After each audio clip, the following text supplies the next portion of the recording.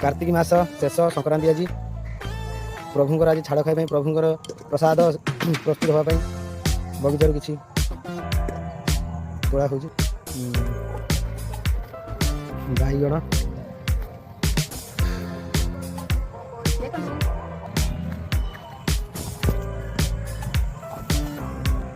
बैगण देखे बैगण भेंडी